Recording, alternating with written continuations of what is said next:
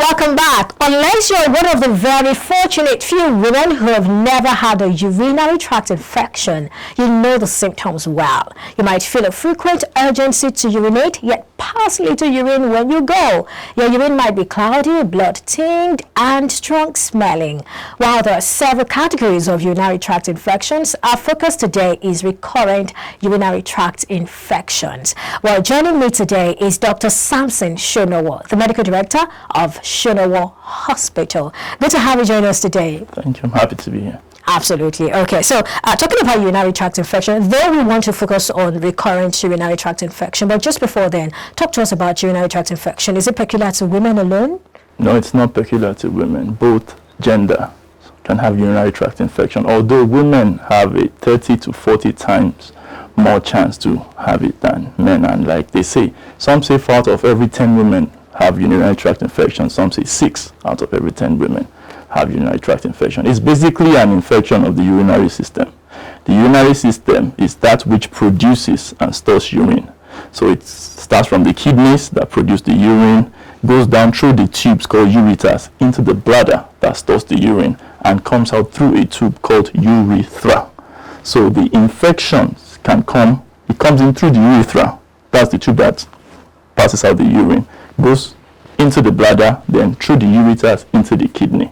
Now, the urinary tract infection is a general term, but as a medical practitioner, you want to know where the infection is. So if it is just outside, it can be urethritis. If it has ascended into the bladder, you call it cystitis. If it has gone into the kidneys, then they say pyelonephritis. Each of them has different symptoms.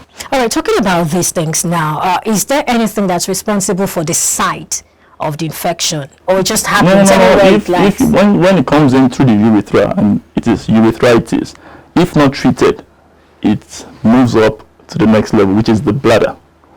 When it becomes cystitis, then it can move upwards to the kidneys.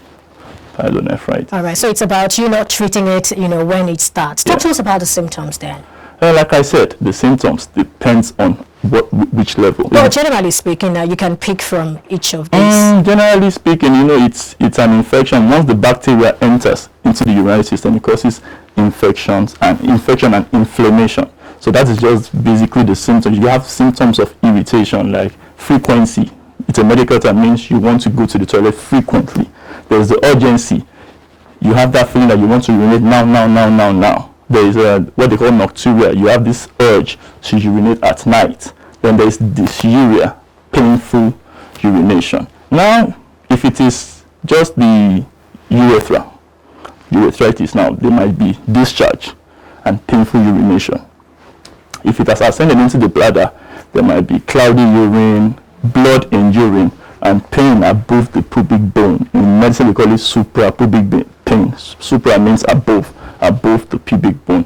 If it has ascended into the kidneys, there might be fever, low grade, back pain or flank pain, blood in urine, things like that. And let's talk about recurrent urinary tract infection. What's responsible for that? Is it as a result of, maybe hygiene or something the woman has done? Recurrent urinary infection, recurrent simply means coming back. Exactly. Why so is it coming back? That means if you have two symptomatic, when you can have, at times you can have a UTI without it showing symptoms. That's kind of rare, but you must have 2 symptomatic episodes in 6 months or 3 in a year. You understand? So basically, it is usually caused by the same organism that caused the previous one. You understand what I'm saying? It has mainly due to hygiene, you understand, sexual intercourse, family history of UTI. Some people are genetically prone to having urinary tract infection, you understand, and it is commoner in women of sexually active, women that are sexually active. You understand what I'm saying? So that's basically the So why is it so? How does that happen? Why is it so? Why is what so? Why is it that it's more common with women who are sexually active? Because it is easier to transfer bacteria from the woman anatomy. The woman external genitalia is designed in such a way that the opening through which urine passes out the urethra is close to the anus.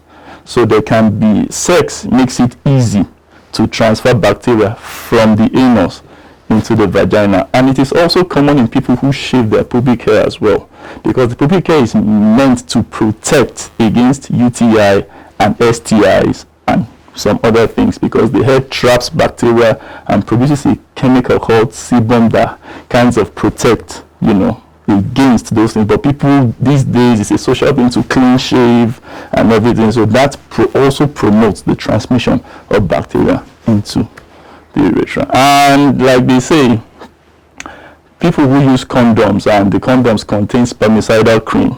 Okay. Spermicidal cream tends to... You mean condoms also contain that? Yeah, condoms that contain. Is it a contraceptive on its own? Why should it have another one added to it? It's to increase the potency or the efficacy of the condom itself. Condom is a barrier method. It prevents the sperm from going, but just to make sure that in case the condom bursts, there will be spermicidal cream inside the condom that would have killed the sperm even if there is a leak.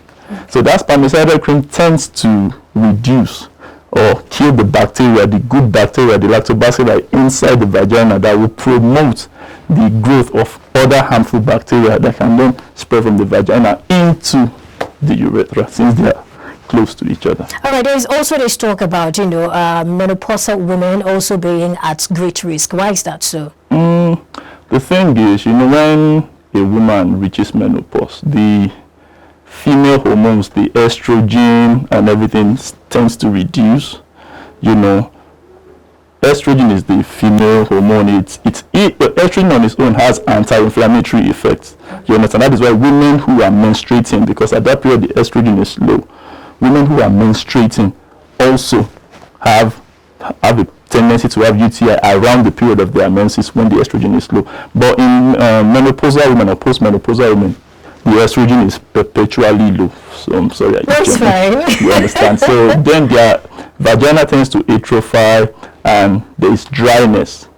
So the lactobacilli, that is the bacteria, the good bacteria that keeps the vaginal environment okay and prevents infection, the numbers will have dwindled. So that would promote, build up of bacteria in the vagina that can lead to UTI. And also at that age, women tend to, or people generally, or let me take the women first. Women tend to not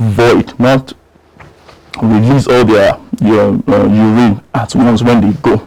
So there's always some urine retained inside. That also promotes UTI. Then they tend to have what we call incontinence. Like when they cough or when they laugh, they drain urine unknowingly. That is stress incontinence. There's urge incontinence. There's so many types of incontinence. Then they have anterior vaginal prolapse. They at that age they tend to have so many things wrong with their genitals.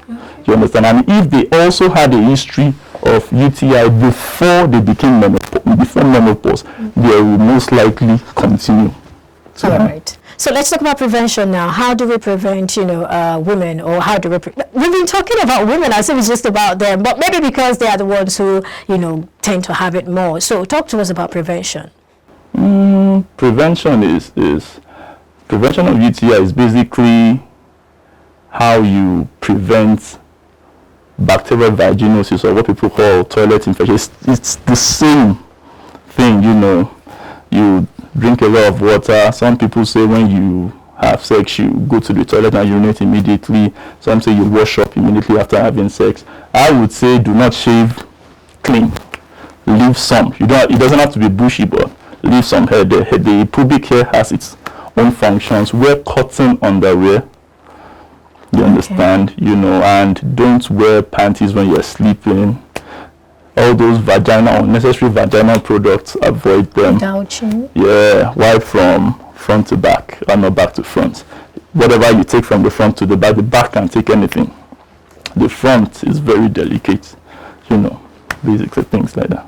All right. So for recurrent UTI, is it treatable, or well, if it's recurrent, that means it's not treatable? Yeah, it's a complication of UTI. It's very hard to treat because it keeps coming. So the more you treat it, there's a high tendency of the person developing resistance, or the organism, constitutive organism, developing resistance to the antibiotics the person is choosing. It's always very, very, very, very hard to treat. It's neither here nor there, you know. And once someone starts to have recurrent UTI, it needs to be determined whether the person has what we call comorbid medical conditions like diabetes, or whether the person has, you know, sick illnesses that will suppress the person's immunity, like HIV, you know, those are things. And it is also said that women who have blood group B and blood group AB also tend to have UTI. They have the tendency, the risk of having UTI is greater in women who have blood group B and blood group AB. All right, thank you so much. I think that's a very good. Well, in wrapping up, I think you just talked about some of the risk factors right now. But in wrapping up, we'd just like to, you know, hear from you. You know, just tell us, parting shot, basically, still based on this topic. Me? Yes. Who am I to advise? Anyway, cleanliness is next to godliness. Yeah. You know, we should take care of our bodies, not just to prevent it against UTI, but almost any form of disease we can.